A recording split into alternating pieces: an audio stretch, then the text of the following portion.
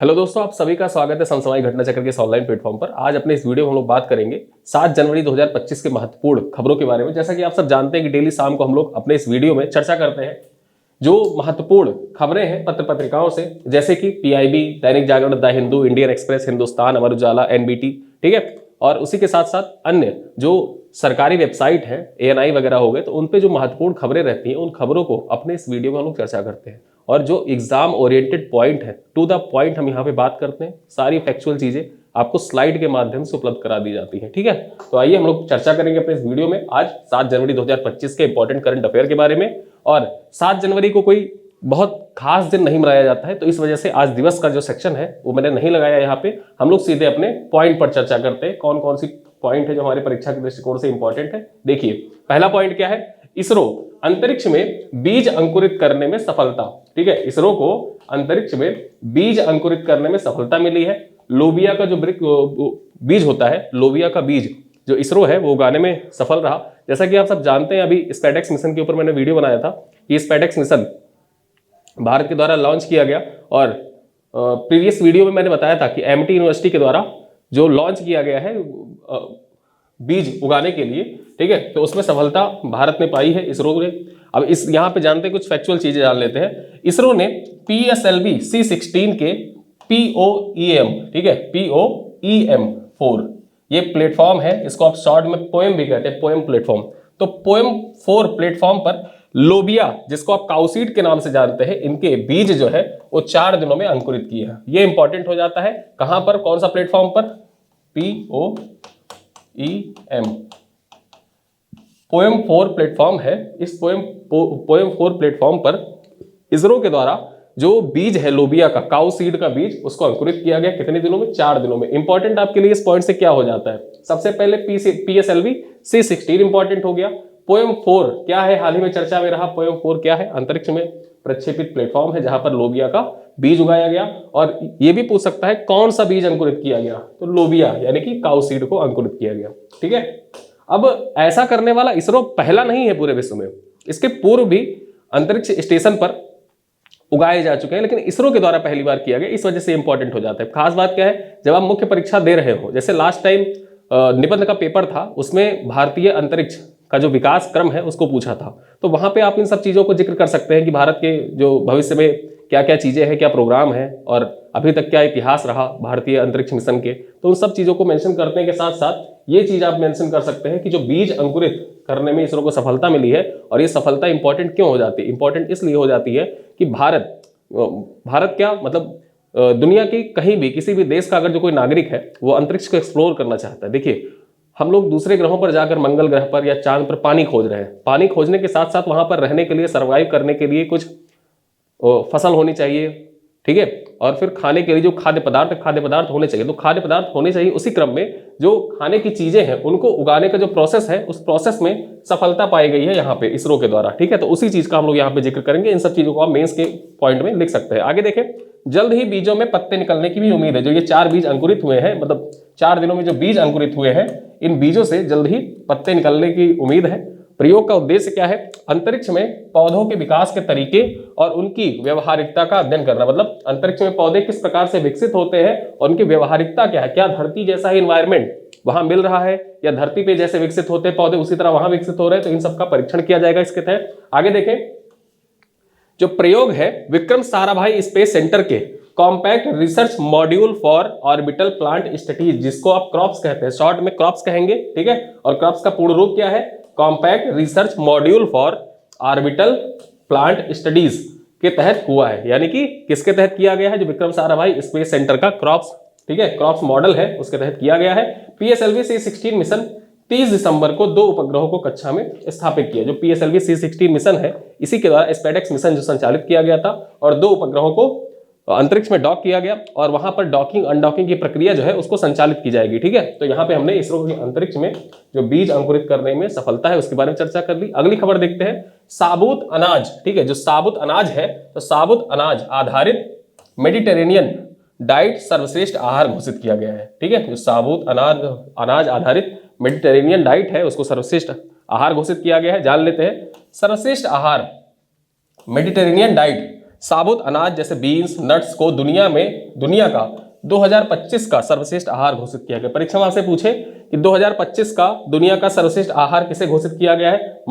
जो Mediterranean diet है उसको घोषित किया गया है। और मेडिटेरेनियन डाइट अगर जो ना हो, उसमें लिखा ना हो, तो साबुत अनाज जो है, जिसमें साबुत अनाज में बीन्स, नट्स इत्यादि सम्मिलित होते हैं, इनको 2025 का सर्वश्रेष्ठ जो आहार है उसको घोषित किया गया है। किसके द्वारा घोषित किया गया है? ठीक है, तो यहां पर देखा जाए US news and world report द्वारा जारी एक सूची में शीर्ष स्थान मिला है इसको। ठीक है, तो यानी कि किसके द्वारा? US news and world report के द्वारा घोषित किया गया है 2025 का सर्वश्रेष्ठ आहार मेडिटेरियन डाइट को। आगे देखें, जॉर्ज सोरोस और 14 हस्तियों को प्रेसिडेंशियल मेडल ऑफ फ्रीडम सम्मान से सम्मानित किया गया है। देखिए, जो जॉर्ज सोरोस है वो विवादित रहते हैं। हाल ही में एक रिपोर्ट प्रकाशित हुई थी कि जॉर्ज सोरोस भारत के कुछ नेताओं के साथ मिलकर भारत को अस्थिर करने का प्रयास कर रहे थे। ठीक है, तो विवादित नेता रहे हैं और इनको अमेरिका के द्वारा, जो अमेरिका का सर्वोच्च सम्मान है, सर्वोच्च सम्मान से इनको सम्मानित किया गया जॉर्ज सोरोस को। एग्जाम में आपसे पूछ सकता है, हाल ही में जॉर्ज सोरोस को अपने देश के सर्वोच्च सम्मान से सम्मानित किया गया। वे किस देश के नागरिक थे? तो अमेरिकी नागरिक थे। ठीक है, तो यहां पे अगर जो देखें सम्मानित कुछ प्रमुख हस्तियों को देख लेते हैं, तो विवादित अरबपति जो जॉर्ज सोरोस है। आगे देखें, पूर्व विदेश मंत्री अमेरिका की हिलेरी क्लिंटन, इनको सम्मानित किया गया है। फुटबॉलर लियोनेल मेसी को सम्मानित किया गया, ये इंपॉर्टेंट हो जाता है। ठीक है, अमेरिका के प्रेसिडेंशियल मेडल, यानी कि जो प्रेसिडेंशियल मेडल ऑफ फ्रीडम है, उससे सम्मानित होने वाले दुनिया के पहले फुटबॉलर कौन है? तो उनका नाम है लियोनेल मेसी। और इस वजह से आपके परीक्षा के दृष्टिकोण से इंपॉर्टेंट टॉपिक हो जाता है। यहाँ पे आप स्टार लगा के रखिएगा, एग्जाम में पूछ सकता है। आगे देखिए, जो फैशन डिजाइनर है रॉल्फ लॉरेन, क्या नाम है? रॉल्फ लॉरेन जो है, ठीक है, रॉल्फ लॉरेन जो है, ये फैशन डिजाइनर, इनको सम्मानित किया गया है। दिवंगत पूर्व रक्षा सचिव एस्टन कार्टर, इनको भी सम्मानित किया गया है। और प्रेसिडेंशियल मेडल ऑफ फ्रीडम के बारे में जान ले तो ये अमेरिका का सर्वोच्च नागरिक सम्मान, जैसे भारत में भारत रत्न होता है ना, सेम उसी प्रकार से अमेरिका में जो प्रेसिडेंशियल मेडल ऑफ फ्रीडम होता है वो प्रदान किया जाता है। ठीक है, इस बार कुल कितने हस्तियों को प्रदान किया गया है? ठीक है, तो 15 लोगों को प्रदान किया गया है, जिसमें जॉर्ज सोरोस सहित 14 अन्य हस्तियां हैं। और फुटबॉलर लियोनेल मेसी पहले फुटबॉलर है जिनको इस अवार्ड से सम्मानित किया गया है। आगे देखें, अगली खबर है, नई दिल्ली में केंद्रीय आयुर्वेद अनुसंधान संस्थान की इमारत का शिलान्यास किया गया। कहां पर? जो केंद्रीय, ठीक है, आयुर्वेद अनुसंधान संस्थान है, इसकी इमारत का शिलान्यास कहां पे किया गया है? सबसे पहले इंपॉर्टेंट है, नई दिल्ली में किया गया। किसके द्वारा किया गया? तो देख लेते हैं। प्रधानमंत्री नरेंद्र मोदी ने रोहिणी, कहां पर? रोहिणी दिल्ली में केंद्रीय आयुर्वेद अनुसंधान संस्थान, ठीक है, CARI की नई इमारत का वर्चुअल शिलान्यास किया है। इसकी लागत कितनी है? तो इसकी लागत है 185 करोड़ रुपए। ठीक है, आगे देखें, 2.92 एकड़ भूमि पर 100 बेड का अनुसंधान अस्पताल खोला गया है। यहां पर इसमें 4 ब्लॉक्स हैं। कौन कौन से ब्लॉक्स? प्रशासनिक, OPD, IPD और विशेष उपचार ब्लॉक सम्मिलित हैं इनमें। यहां पर क्या क्या चीजें होंगी तो देख लिया जाए। पंचकर्म, क्षार सूत्र, जलौकावचरण और अन्य उपचार के साथ साथ आधुनिक डायग्नोस्टिक सेवाएं भी यहां पर उपलब्ध होंगी। और यहां पर, ठीक है, सबसे खास बात यह है कि 46 साल बाद संस्थान को अपना खुद का परिसर मिला है। ठीक है, तो यहाँ पे 46 साल संस्थान को बने हुए हो गया और 46 साल बाद है कि जो ये संस्था है केंद्रीय आयुर्वेद अनुसंधान संस्थान, इसको अपनी इमारत मिली है। तो इस वजह से ये इंपॉर्टेंट हो जाता है। अब ये इंपॉर्टेंट हो जाता है, इसका डाटा जैसे मेंस में पूछ लिया था, उत्तर प्रदेश में आयुष विश्वविद्यालय के बारे में पूछा था मेंस के GS पेपर 6 में। ठीक है, तो ये सारी चीजें जो चिकित्सा से संबंधित होती है उनको आप परीक्षा के दृष्टिकोण से इंपॉर्टेंट होते हैं, प्रीलिम्स के दृष्टिकोण से भी, मेंस के दृष्टिकोण से भी। ठीक है, चलो आगे देखें। वरुण तोमर ने 67वीं नेशनल शूटिंग चैंपियनशिप में डबल खिताब जीता है। किसने जीता है? वरुण तोमर ने जीता है। अब आइए से संदर्भित जो पॉइंट्स हैं उनको देख लेते हैं। जूनियर और सीनियर पुरुष 10 मीटर एयर पिस्टल दोनों इवेंट में भारतीय सेना के वरुण तोमर, क्या नाम है इनका? वरुण तोमर ने गोल्ड मेडल जीता है। जूनियर इवेंट में सिल्वर मेडल किसने जीता है? निखिल ने जीता है। और ये उत्तर प्रदेश से संबंधित है, याद रखिएगा। जो सिल्वर मेडल है जूनियर इवेंट में किसने जीता है? निखिल ने जीता है। युवा वर्ग की बात कर ले, यूथ में गोल्ड किसने जीता है? चिराग शर्मा ने जीता है। ये भी उत्तर प्रदेश से संबंधित है। आगे देखें, ये इवेंट का स्थल क्या था? तो इवेंट स्थल जो था वो कहां पर? Doctor Karni Singh shooting range, नई दिल्ली में इसका आयोजन किया गया था। यानी कि जो 67वीं नेशनल शूटिंग चैंपियनशिप था, इसका आयोजन कहां पे किया गया था? इसका आयोजन नई दिल्ली में किया गया था। और यहां पर जो सीनियर जूनियर दोनों इवेंट थे उसमें भारतीय सेना के जो खिलाड़ी हैं 10 मीटर एयर पिस्टल में वरुण तोमर ने जीता था। ठीक है, और यहां पर चिराग जो चिराग शर्मा है उत्तर प्रदेश के, इन्होंने यूथ वर्ग में, और जूनियर इवेंट में जो निखिल है उत्तर प्रदेश के, इन्होंने अवार्ड जीता था। ठीक है, चलो आगे देखें। प्रमुख यहां पे इंपॉर्टेंट हो जाता है आपके परीक्षा के दृष्टिकोण से। उड़ीसा सीएम ने आदिवासी मेला और शहीद माधो सिंह हाथ खर्चा योजना की शुरुआत की है। इंपॉर्टेंट है आपके परीक्षा के दृष्टिकोण से। योजनाएं होती हैं विभिन्न राज्य सरकारों के द्वारा जो शुरू की जाती हैं, वो परीक्षा में प्रीलिम्स में पूछा जाता है कि हाल ही में, या तो महज फॉलोइंग में पूछ देता है, एक तरफ योजनाएं दे देता है, दूसरी तरफ राज्य दे देता है। ठीक है, और पूछता है कि सुमेलित करिए, या फिर ऐसा भी पूछ सकता है निम्नलिखित में से कौन सा सुमेलित नहीं है। अब जैसे ऑप्शन में दे दे, एक तरफ शहीद माधो सिंह हाथ खर्चा योजना एक साइड में दे दिया, जैसे आपने इस बार यूपीपीसीएस का पेपर देखा, और यूपीपीसीएस के पेपर में लगभग 4 से 5 क्वेश्चन जो थे वो योजनाओं से पूछे गए थे। इस वजह से योजनाएं इंपॉर्टेंट हो जाती हैं। जो विभिन्न राज्य सरकार की योजना है वो भी आपके परीक्षा के दृष्टिकोण से इंपॉर्टेंट है। तो यहाँ पर देखिए सबसे पहला पॉइंट क्या है, जो आदिवासी मेला है। आदिवासी मेला है, इसके बारे में जान ले तो 11 दिवसीय मेला भुवनेश्वर में सीएम मोहन चरण मांझी द्वारा उद्घाटन किया गया। ठीक है, अब यहाँ पे मोहन चरण मांझी जो है ये उड़ीसा के सीएम है, और ये कहां से चुने गए थे, विधायक बने थे, बीपीएससी में पूछा गया था, क्योंझर से ये विधायक चुने गए थे, और फिर उसके बाद में ये सीएम बनते हैं उड़ीसा के। ठीक है, आगे देखें, यहाँ पे तो हमने आदिवासी मेले के बारे में बात कर ली। ठीक है, अब अगला पॉइंट देखते हैं, शहीद माधो सिंह हाथ खर्चा योजना। ठीक है, शहीद माधो सिंह हाथ खर्चा योजना, इसके बारे में जान लें तो 2 लाख आदिवासी छात्रों को 5,000 की वार्षिक सहायता इसके तहत प्रदान की जाएगी। जो शहीद माधो सिंह हाथ खर्चा योजना है, इसका उद्देश्य क्या है कि जो 2 लाख आदिवासी छात्र हैं उड़ीसा के, उनको 5,000 रुपए वार्षिक सहायता प्रदान की जाएगी। मतलब साल भर में 5,000 रुपए उनको वजीफे के तौर पे दिया जाएगा। अब योजना का बजट कितना है, तो 156 करोड़ रुपए योजना का बजट निर्धारित किया गया है। कितना, 156 करोड़ रुपए योजना का बजट निर्धारित किया गया है। उद्देश्य क्या है, आदिवासी छात्रों को वार्षिक सहायता प्रदान करना। चलो अगली खबर पर आते हैं।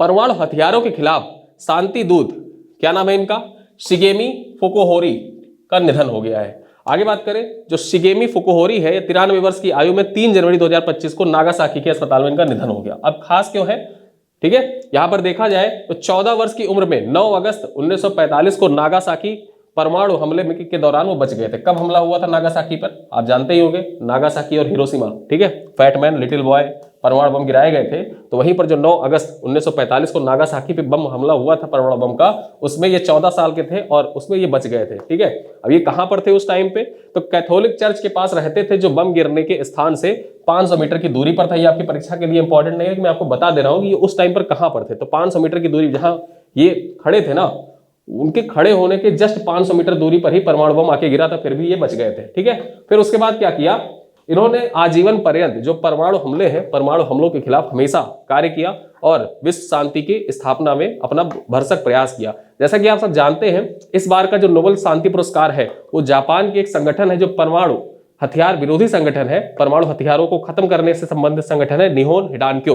तो निहोन हिडानक्यो को दिया गया था और ये भी निहोन हिडानक्यो से ही संबंधित थे। ठीक है, याद रखना, इस बार का जो शांति का नोबेल है किसको दिया गया है, निहोन हिडानक्यो को दिया गया है। और निहोन हिडानक्यो जो संगठन है वो किसका संगठन है, तो जस्ट वो जो परमाणु हथियार है उनको खत्म करने के लिए एक वैश्विक संगठन की तरह कार्य करता है। और ये हिरोशिमा और नागासाकी में जो परमाणु हमले से बचे हुए लोग हैं उनका एक संगठन है निहोन हिडानक्यो। चलो आगे देखें, भारत साइबर हमले के मामले में दूसरा सबसे प्रभावित देश है। देखिए दुनिया में जो साइबर हमले होते हैं ना, तो साइबर हमलों को लेकर भारत जो है दूसरा सबसे प्रभावित देश है। पहला कौन सा है इसके बारे में भी जानेंगे। तो आइए देखते हैं, यहाँ पे क्लाउड सेक द्वारा थ्रेट लैंडस्केप रिपोर्ट 2024 जारी की गई। किसके द्वारा, क्लाउड सेक द्वारा जारी की गई। कौन सी रिपोर्ट है, थ्रेट लैंडस्केप रिपोर्ट 2024 है।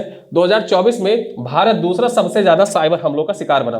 भारत में 2024 में, वर्ष 2024 के दौरान सबसे ज्यादा, मतलब दूसरा स्थान है जहां पर सबसे ज्यादा साइबर अटैक किए गए। ठीक है, अब कुल 95 साइबर हमले हुए, जबकि अमेरिका पहले स्थान पर रहा। अमेरिका में देखा जाए तो वर्ष 2024 के दौरान कुल 140 साइबर अटैक किए गए। भारत पे कितने किए गए, 95 साइबर अटैक किए गए। और वहीं पर तीसरा स्थान अगर जो देखें तो तीसरा स्थान इजराइल का है। ठीक है, किसका, तीसरा स्थान इजराइल का है। वर्ष 2024 के दौरान इजराइल में टोटल कितने साइबर अटैक किए गए, 57 साइबर अटैक किए गए। ठीक है, तो यहां पे हमने साइबर अटैक के बारे में जान लिया। चलो अगली खबर देखते हैं, ब्रिस्बेन इंटरनेशनल 2024 के चैंपियन के बारे में जान लेते हैं। जो ब्रिस्बेन इंटरनेशनल 2024 है, इसके जो चैंपियन है उन चैंपियन के बारे में जान लेते हैं, खास हो जाता है आपकी परीक्षा के दृष्टिकोण से इंपॉर्टेंट है। महिला एकल वर्ग में अगर जो हम बात करें तो बेलारूस की आर्याना सवालेंका, जो आर्याना सवालेंका है ये कहां की खिलाड़ी है, इंपॉर्टेंट है आपके परीक्षा के दृष्टिकोण से, बेलारूस की खिलाड़ी है, ठीक है। फाइनल में इन्होंने किसको हराया, तो रूस की पोलिना कुदरमेतेवा, ठीक है, पोलिना कुदरमेतोवा को हराया। और किसने जीता, बेलारूस की आर्याना सवालेंका ने जीता है महिला वर्ग एकल वर्ग में, ठीक है। यह उनका ऑस्ट्रेलियाई धरती पर चौथा खिताब और करियर का 18वां खिताब है। अब यहाँ पे जो ब्रिस्बेन इंटरनेशनल है ये कहां पर खेला गया था, ऑस्ट्रेलिया की धरती पर खेला गया था, ऑस्ट्रेलिया की धरती पर, ठीक है। आर्याना सवालेंका का ये, ठीक है, चौथा, और जबकि उनके करियर का 18वां खिताब है जीता। पुरुष एकल वर्ग में बात करें तो पुरुष एकल वर्ग में जो चेक गणराज्य के जीरी लेहका, किसने जीता है, जीरी लेहका जो है ये कहां के खिलाड़ी है, चेक गणराज्य के हैं, इन्होंने पुरुष वर्ग में जीता है। अब पुरुष वर्ग का जो फाइनल मुकाबला था ना, वो फाइनल मुकाबला बेसिकली हुआ ही नहीं। क्यों नहीं हुआ, जो अमेरिकी खिलाड़ी है, ठीक है, इनका नाम क्या है, रैली ओपेलका की पीठ की चोट के कारण ये फाइनल से हट गए थे। तो जब ये फाइनल से हट गए तो बचा कौन, एक ही खिलाड़ी बचा, और वो एक खिलाड़ी अकेले तो फाइनल खेलेगा नहीं, तो इस वजह से जो जीरी लेहका है इनको घोषित कर दिया गया विजेता पुरुष एकल वर्ग का, ठीक है। और ये कहां के खिलाड़ी है, चेक गणराज्य के खिलाड़ी है। चलो आगे बात करें, 18वां प्रवासी भारतीय सम्मेलन, 18वां प्रवासी भारतीय सम्मेलन, आज सुबह ही इस पे एक वीडियो आ चुका है, बहुत डिटेल में उस वीडियो में बताया है, लेकिन कुछ पॉइंट्स पे हम लोग यहाँ पे चर्चा कर देते हैं। देखिए प्रवासी भारतीय दिवस जो होता है ना, प्रवासी भारतीय दिवस सबसे पहले 2003 में मनाया गया और इसके लिए कमेटी गठित की गई थी। जो प्रवासी भारतीय है, प्रवासी भारतीयों के लिए कमेटी जो एल एम सिंघवी थे, ठीक है, एल एम सिंघवी के नेतृत्व में कमेटी गठित की गई थी। उस कमेटी ने सिफारिश करी थी कि प्रवासी भारतीय दिवस मनाया जाना चाहिए। जो प्रवासी भारतीय दिवस होता है वो 9 जनवरी को ही क्यों मनाया जाता है, प्रवासी भारतीय दिवस 9 जनवरी को ही जो महात्मा गांधी थे, ठीक है, महात्मा गांधी मुंबई उतरे थे, भारत वापस लौटे थे दक्षिण अफ्रीका से, इसी वजह से उस दिन को सेलिब्रेट करने के लिए जो 9 जनवरी का दिन है उसको मनाया जाता है, किस रूप में, प्रवासी भारतीय दिवस के रूप में। तो आइए यहाँ पे हम अपने इस वीडियो में चर्चा करते हैं। जो प्रवासी भारतीय सम्मेलन है ये कहां पर होगा, ये भुवनेश्वर में होगा, भुवनेश्वर उड़ीसा में पड़ता है। कब होगा, 8 से 10 जनवरी 2025 को होगा। और इसका उद्घाटन किसके द्वारा किया जाएगा, तो उद्घाटन जो है ये प्रधानमंत्री नरेंद्र मोदी के द्वारा कब किया जाएगा, 9 जनवरी को किया जाएगा, ठीक है। वही अगर हम मुख्य अतिथि की बात कर ले, मुख्य अतिथि कौन है, तो त्रिनिदाद और टोबैगो के राष्ट्रपति, ठीक है, त्रिनिदाद और टोबैगो के राष्ट्रपति हैं कार्ला कंगालू, ठीक है, मैंने वीडियो में बताया था, कार्ला कंगालू जो त्रिनिदाद और टोबैगो के राष्ट्रपति हैं वो यहाँ पर क्या करेंगे, वर्चुअल संबोधन देंगे। और इसका थीम क्या है, जो विषय वस्तु है इंपॉर्टेंट आपके परीक्षा के दृष्टिकोण से हो जाता है। जब आप प्रवासी भारतीय दिवस से संबंधित पॉइंट देखेंगे तो वहां पर जो पीवाईक्यू देखेंगे तो वहां पर मेन थीम ही पूछा है। थीम देख ले तो विकसित भारत में प्रवासी भारतीयों की भूमिका, ठीक है, क्या है, विकसित भारत में प्रवासी भारतीयों की भूमिका या प्रवासी भारतीयों का योगदान, इसके बारे में ये है थीम। आगे देखें, पहली बार कब मनाया गया था, तो 2003 में पहली बार ये मनाया गया था, ठीक है। 1915 में महात्मा गांधी के दक्षिण अफ्रीका से लौटने की स्मृति में मनाया जाता है प्रवासी भारतीय दिवस। एल एम सिंघवी समिति का, कमेटी का नाम याद रखना, एग्जाम में कमेटी पूछ सकता है। आगे देखें, इसका जो प्रारूप था, जब 2003 से स्टार्ट हुआ था तो 2003 से जो प्रवासी भारतीय दिवस है वो मनाया जाता था, तो वार्षिक रूप से मनाया जाता है, हर साल मनाया जाता है प्रवासी भारतीय दिवस। लेकिन उसके बाद होता क्या है कि वर्ष 2015 में इसका प्रारूप परिवर्तित कर दिया जाता है और इसको द्विवार्षिक कर दिया जाता है। तो वही चीज यहाँ पे लिखा है कि प्रारूप में परिवर्तन 2015 में, ठीक है, अब ये 2 साल पर आयोजित किया जाता है। और साथ ही साथ कोविड-19 के दौरान जो इसका आयोजन हुआ था 2021 में, तो ये वर्चुअल सम्मेलन आयोजित हुआ था। याद रखना, पहले 2015 के पहले ये जो आयोजन होता था वो 1 साल पर होता था, हर साल होता था, वार्षिक रूप से होता था। 2015 के बाद इसको 2 साल पर कर दिया गया, लेकिन प्रारूप में एक परिवर्तन और आता है, 2021 में जब इसका आयोजन होता है तो ये वर्चुअल माध्यम से होता है कोविड-19 के कारण, ठीक है। तो ये पॉइंट याद रखना। चलो आगे बात करें, मैंने आपको जनरेशन बीटा के बारे में बताया था लास्ट वीडियो, प्रीवियस ईयर जो वीडियो है, प्रीवियस वीडियो, उसमें मैंने जनरेशन बीटा के बारे में बताया था। अब यहां पर देखिए खास पॉइंट है, मिजोरम में जन्मा देश का पहला जेन बीटा बच्चा, यानी कि मिजोरम में जो जनरेशन बीटा है, जनरेशन बीटा का पहला बच्चा कहां पे, भारत के किस राज्य में जन्मा, तो भारत के मिजोरम राज्य में जन्मा है, ठीक है।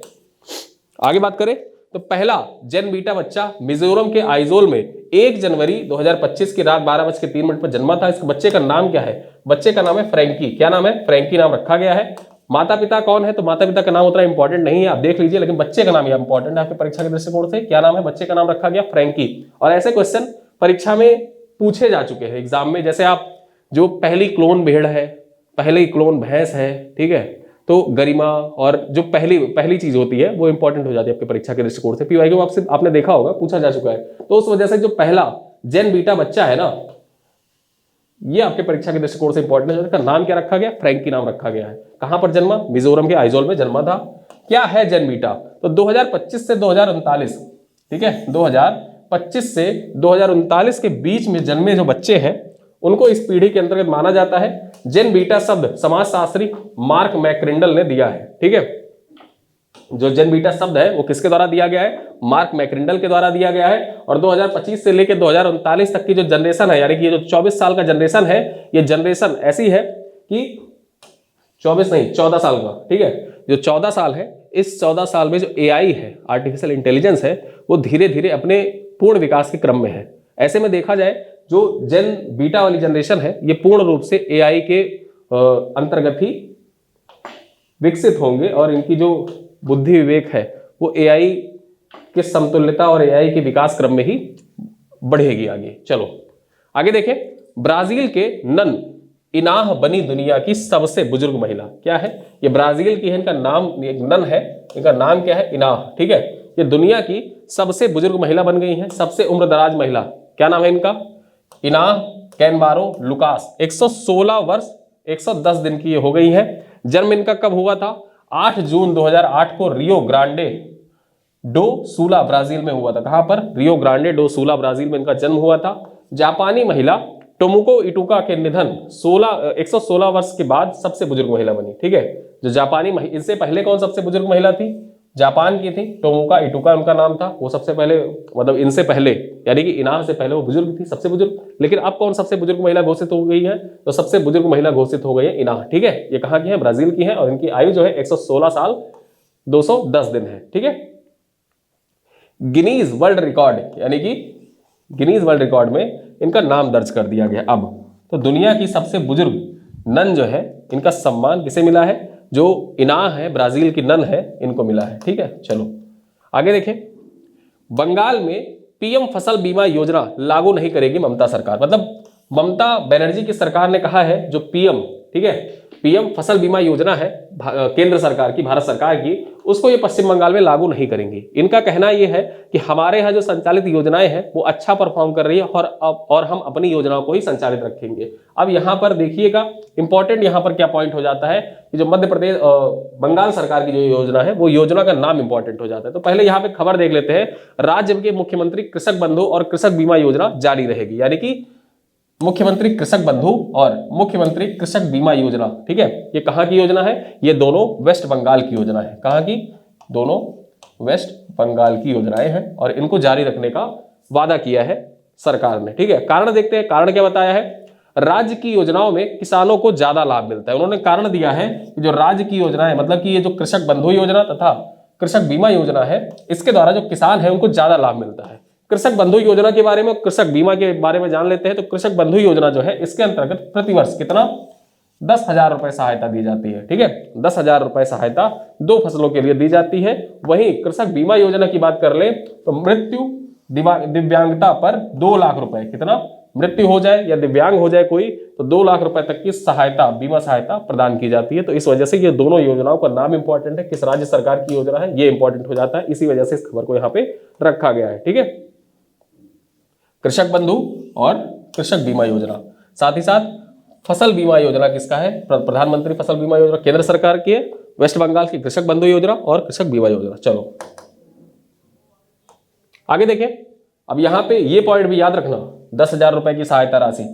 अब बताना तो पड़ेगा नहीं आप लोगों को, आपने यूपीपीसीएस में पैटर्न तो देख लिया कि किस, जैसे सुरक्षा बीमा योजना है, सुरक्षा बीमा योजना में 20 रुपए जमा होते, किस्त कितनी है, किस्त से संबंधित क्वेश्चन यूपीपीसीएस 2024 में पूछ लिया, ठीक है। तो यहां पर यह याद रखना कि 10,000 रुपए जो कृषक बंधु योजना है उसमें 10,000 और कृषक बीमा में 2 लाख रुपए। चलो अगली खबर है, पंचायत से संसद 2.0 का उद्घाटन। लोकसभा अध्यक्ष ओम बिरला कार्यक्रम का उद्घाटन किया गया। किसके द्वारा किया गया? ओम बिरला के द्वारा किया गया।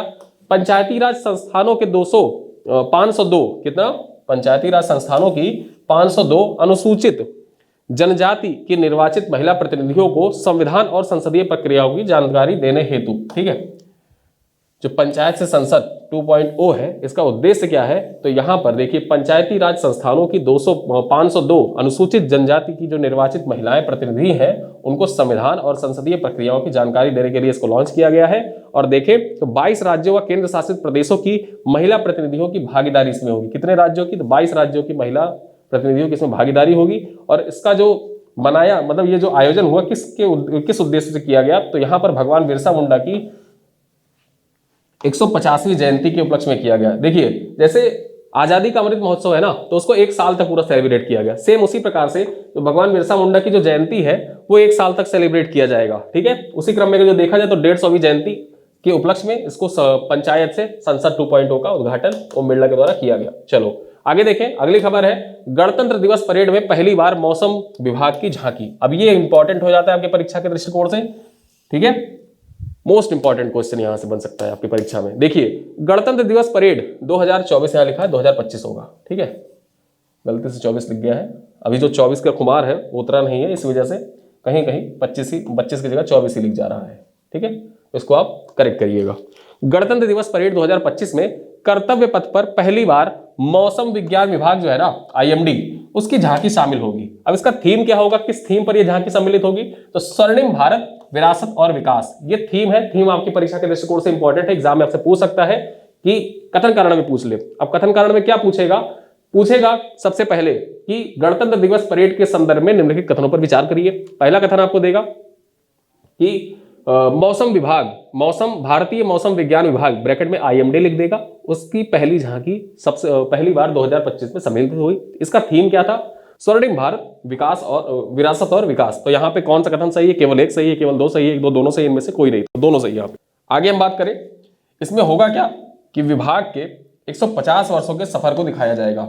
ठीक है, जिसमें 1875 से लेकर अब तक के बदलाव जो है वो शामिल किए गए हैं। अब यहां सबसे खास पॉइंट क्या हो जाता है, सबसे खास पॉइंट ये हो जाता है कि HF ब्लैंडफोर्ड, क्या नाम था इनका, HN ब्लैंडफोर्ड के नेतृत्व में 1875 में इस विभाग की स्थापना हुई थी। यानी कि जो IMD है, भारतीय मौसम विज्ञान विभाग है, ठीक है, ये पृथ्वी विज्ञान मंत्रालय के अधीन कार्य करता है। सबसे पहले तो इंपॉर्टेंट यही हो जाता है कि जो भारतीय मौसम विज्ञान विभाग है ये किस मंत्रालय के अधीन कार्य करता है, तो पृथ्वी विज्ञान मंत्रालय के अधीन कार्य करता है। साथ ही साथ ये इसकी स्थापना कब हुई थी, 1875 में हुई थी। ठीक है, और किसके नेतृत्व में इसकी स्थापना की गई थी, तो HF ब्लैंडफोर्ड के नेतृत्व में जो भारतीय मौसम विज्ञान विभाग है यानी कि IMD है, उसकी स्थापना की गई थी। तो इतने पॉइंट आपके परीक्षा के दृष्टिकोण से मोस्ट इंपॉर्टेंट थे, इनको देख लीजिएगा, आपके एग्जाम में यहां से क्वेश्चन जरूर पूछा जाएगा। देखिए आज के इस वीडियो से लगभग 2 क्वेश्चन आपकी परीक्षा में पूछ सकता है। एक तो ये हो गया, और दूसरा जो प्रवासी भारतीय दिवस है, प्रवासी भारतीय दिवस आपकी परीक्षा के दृष्टिकोण से मोस्ट इंपॉर्टेंट है, दोनों से क्वेश्चन पूछे जा सकते हैं। अब आइए हम लोग क्वेश्चन पे चलते हैं। ठीक है, देखिए हाल ही में किस IIT ने मृदा प्रदूषण से निपटने के लिए बैक्टीरिया विकसित किया है। यानी कि जो मृदा प्रदूषण है ना, मृदा प्रदूषण से बचने के लिए बैक्टीरिया विकसित किया है। किसके द्वारा, कौन सी IIT है जिसके द्वारा विकसित की गई है, IIT Delhi, IIT Kanpur, IIT Mumbai या IIT खड़गपुर। तो यहां पर आप टिक करेंगे IIT मुंबई। और ये पॉइंट आप मेंस एग्जाम में जब मृदा प्रदूषण या मृदा से संबंधित क्वेश्चन आप लिख रहे हो तो वहां पे आप लिख सकते हैं, इसको कोड कर सकते हैं। ठीक है, ये हाल ही में IIT मुंबई के द्वारा मृदा प्रदूषण से निपटने के लिए बैक्टीरिया का विकास किया गया। एक पॉइंट लिख देंगे तो वो सब वैल्यू एडिशन हो जाएगा आपका मेंस एग्जाम में। ठीक, चलो तो यहाँ पे IIT मुंबई है। अब यहाँ पर IIT मुंबई के साथ साथ कुछ अन्य IIT जो चर्चा में रही, किन कारणों से रही, उनको भी देख लेते हैं इस वीडियो में। चलो चर्चा में रहे IIT। अब देखते हैं QS वर्ल्ड यूनिवर्सिटी रैंकिंग में जो IIT दिल्ली है, भारत की शीर्ष स्थान हासिल किया। किसने, IIT दिल्ली ने। आगे देखें IIT खड़गपुर को QS वर्ल्ड यूनिवर्सिटी रैंकिंग 2025 में भारत का दूसरा स्थान प्राप्त किया। ठीक है, जो IIT खड़गपुर था इसको दूसरा मिला। आगे देखें IIT कानपुर ने क्या अनलक्ष्य स्टेल्थ प्रौद्योगिकी विकसित की है। अनलक्ष्य स्टेल्थ प्रौद्योगिकी किस IIT संस्थान के द्वारा विकसित की गई है, IIT कानपुर के द्वारा। IIT मुंबई ने दर्द रहित इंजेक्शन के लिए सुई रहित शॉक सिरिंज, ठीक है, शॉक सिरिंज विकसित की है। मतलब बिना सुई के ही शॉक सिरिंज है, ये किसने बनाई है, IIT मुंबई ने बनाई है। अब यहां पर अगर हम बात करें IIT इंदौर के बारे में, IIT इंदौर ने 6G के लिए इंटेलिजेंट रिसीवर विकसित किया है। इंटेलिजेंट रिसीवर 6G के लिए किसने विकसित किया है, IIT इंदौर ने विकसित किया है। वहीं पर जो IIT रोपड़ है, इसके द्वारा पेंटेड मैकेनिकल नी रिहैब, यानी कि जो घुटने के नी रिहैब, यानी कि यहाँ पे जो नी लिखा है ना, नी का मतलब घुटना, घुटने के रिहैब के लिए पेंटेड मैकेनिकल रिहैब विकसित किया गया है। आगे देखिए, भारतीय रेलवे को अधिक सुरक्षित बनाने के लिए आईआईटी दिल्ली, इसने आईआईटी दिल्ली के साथ साझेदारी की गई है। और यहां पर अगला पॉइंट है, आईआईटी गुवाहाटी ने बच्चों के लिए जगह बचाने वाले बहुउद्देशीय फर्नीचर विकसित किए हैं। तो यहां पर फर्नीचर वाला तो आप पॉइंट मत याद रखिएगा, लेकिन इतने आईआईटी जो है आपकी परीक्षा के दृष्टिकोण से इंपॉर्टेंट है। एक मैं आपको और बताता हूं, आईआईटी जो कानपुर है उसने प्रयागराज में जो कुंभ का आयोजन किया जा रहा है ना, तो प्रयागराज में जो महाकुंभ आयोजित किया जा रहा है उसके लिए जो नदी, ठीक है, नदी की धारा परिवर्तन के लिए उसके साथ साझेदारी की गई थी उत्तर प्रदेश सरकार के द्वारा। ठीक है, उत्तर प्रदेश सरकार और आईआईटी कानपुर के बीच में नदी धारा, गंगा नदी की धारा जो है उसको परिवर्तित करने के लिए साझेदारी पर हस्ताक्षर किया गया था। चलिए अगले क्वेश्चन पे चलते हैं। अगला क्वेश्चन है, जनवरी 2024 में बंदी विनिमय प्रक्रिया के तहत भारत ने किस देश से 90 मछुआरों को रिहा किया है? ठीक है, भारत ने किस देश के 90 मछुआरों को रिहा किया है?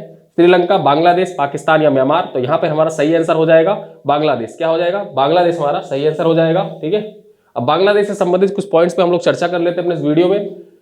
ठीक है, क्यों चर्चा में रहा बांग्लादेश? बांग्लादेश में दूसरी बार सेफ महिला चैंपियनशिप का खिताब जीता।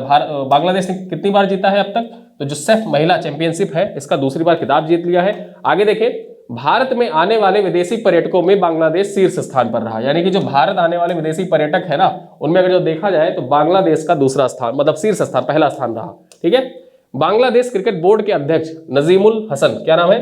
नजीमुल हसन पापेन ने इस्तीफा दे दिया है।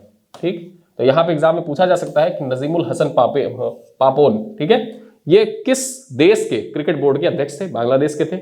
वहीं पर सैयद रिफात अहमद ने बांग्लादेश के 25वें मुख्य न्यायाधीश के रूप में शपथ ग्रहण ली है। ठीक है, याद रखना, नाम इंपॉर्टेंट हो जाता है। ये हाल ही में सैयद रिफात अहमद जो है ये किस देश के 25वें मुख्य न्यायाधीश बने हैं? बांग्लादेश के मुख्य न्यायाधीश बने हैं। अगला पॉइंट देखें, संयुक्त राष्ट्र में मानवाधिकार दल बांग्लादेश में मानवाधिकार हनन की जांच करेगा। ठीक है, जैसा मानवाधिकार हनन हो रहा है, हिंदुओं पर अत्याचार हो रहा है, तो सबकी जांच की जाएगी। आगे देखें, बांग्लादेश के अंतरिम सरकार के प्रमुख मोहम्मद यूनुस को नियुक्त किया गया। मोहम्मद यूनुस जो है, इनको जो अंतरिम सरकार है उसका प्रधानमंत्री बनाया गया, केयर टेकर प्रधानमंत्री की तरह मोहम्मद यूनुस कार्य कर रहे हैं अभी वर्तमान में देखा जाए तो। भारत में बांग्लादेश के मोंगला पोर्ट टर्मिनल के लिए परिचालन अधिकार प्राप्त हुआ है। जो बांग्लादेश, देखिए मोंगला पोर्ट, एग्जाम में सीधे सीधे पूछेगा कि मोंगला पोर्ट निम्नलिखित में से किस देश का है? Myanmar, Sri Lanka, Mauritius, Bangladesh? आप टिक करके बांग्लादेश का है। ठीक है, अगला पॉइंट क्या है, भारत ने बांग्लादेश में अपना नया वाणिज्यिक दूतावास खोलने की घोषणा की। यानी कि बांग्लादेश में भारत अपना नया वाणिज्यिक दूतावास खोल रहा है। ये पॉइंट भी इंपॉर्टेंट है आपके परीक्षा के दृष्टिकोण से।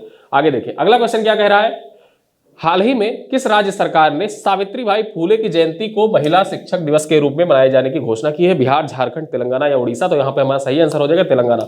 तेलंगाना राज्य सरकार के द्वारा जो सावित्रीबाई फूले है ना, इनकी जो जयंती होती है, इसको महिला शिक्षक दिवस के रूप में मनाए जाने की घोषणा की गई है। किसके द्वारा? तेलंगाना के द्वारा। अब यहाँ तेलंगाना से संबंधित कुछ पॉइंट्स हैं, उन पॉइंट्स को देख लेते हैं। देखिए, वर्ष 2024 में तेलंगाना में अपराध की जो दर थी वो 22% की वृद्धि दर्ज की गई थी। ठीक है, एनसीआरबी का डाटा था कि 2024 में तेलंगाना में अपराध में सबसे ज्यादा वृद्धि हुई थी। कितना? 22% की।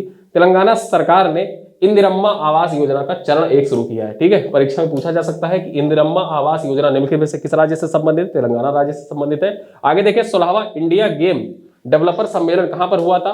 तो इंडिया गेम डेवलपर सम्मेलन जो है ये हैदराबाद में हुआ था, और हैदराबाद तेलंगाना में ही अवस्थित है। तेलंगाना के प्रतिष्ठित इलाई बलाई समारोह में आयोजित किया गया। यानी कि पूछ सकता है इलाई बलाई समारोह जो होता है कहां पर आयोजित किया जाता है? तेलंगाना में आयोजित किया जाता है। आगे देखिए, तेलंगाना जाति सर्वेक्षण शुरू करने वाला तीसरा राज्य। ठीक है, जातीय सर्वेक्षण करने वाला तीसरा राज्य कौन सा है? तेलंगाना है। आगे देखें, तेलंगाना सरकार ने दिव्यांगों के लिए रोजगार पोर्टल को लॉन्च किया। दिव्यांगों के लिए रोजगार पोर्टल हाल ही में किस राज्य सरकार के द्वारा लॉन्च किया गया? तो तेलंगाना राज्य सरकार के द्वारा लॉन्च किया गया है। राष्ट्रपति द्रौपदी मुर्मू ने सिकंदराबाद में भारतीय कला महोत्सव का उद्घाटन किया। भारतीय कला महोत्सव का आयोजन कहां पर किया गया था? सिकंदराबाद, तेलंगाना में इसका आयोजन किया गया था, भारतीय कला महोत्सव का। अगला पॉइंट देखिए, मुक्केबाज निखत जरीन जो है, इनको तेलंगाना पुलिस में डीएसपी नियुक्त किया गया है। यानी कि याद रखना, जो निखत जरीन है उनका संबंध किस राज्य से है? तो उनका संबंध तेलंगाना राज्य से है, और इनको जो तेलंगाना पुलिस है वहां पर इनको डीएसपी का पद मिला हुआ है। ठीक है, तो यहां पर हमने अपने आज के जितने भी महत्वपूर्ण पॉइंट्स थे, समाचार में रहे खबरें थे, खबरों पे चर्चा कर ली। अब यहां पर आज का सवाल जो आपके लिए है, आपको बताना है, हाल ही में द्वीपीय विकास एजेंसी, ठीक है, यानी कि आइलैंड्स डेवलपमेंट एजेंसी की 7वीं बैठक की अध्यक्षता किसने की? नरेंद्र मोदी, भजनलाल शर्मा, अमित शाह या द्रौपदी मुर्मू? ठीक है, तो ये है आज का प्रश्न जिसका उत्तर आपको कमेंट बॉक्स में देना है। वीडियो कैसा लगा बताइएगा जरूर। फीडबैक जो होगा कमेंट बॉक्स में आप लिख सकते हैं। कुछ लोगों का फीडबैक आता है कि सर हिंदी और इंग्लिश दोनों में कराइए। देखिए वीडियो का लेंथ हो जाएगा बहुत लंबा, ठीक है, और हम लोग प्रयास कर रहे हैं इंग्लिश के लिए भी कुछ जल्दी ही स्टार्ट करने का। अभी जो ये वीडियो आ रहा है और इसको आप लोग देखते चलिए, एंजॉय करते चलिए। साथ ही साथ कुछ ऐसी चीजें इसमें नहीं होती है जो आपको समझ में ना आए। मेरा पूरा प्रयास रहता है कि मैं सारी चीजें आपको समझा दूं, ठीक है। तो इसी के साथ मैं अपनी बातों को यहीं पर रोकूंगा। वीडियो कैसा लगा बताइएगा जरूर, अपने दोस्तों के साथ साझा करिएगा। मिलते हैं अगले वीडियो, तब तक के लिए धन्यवाद।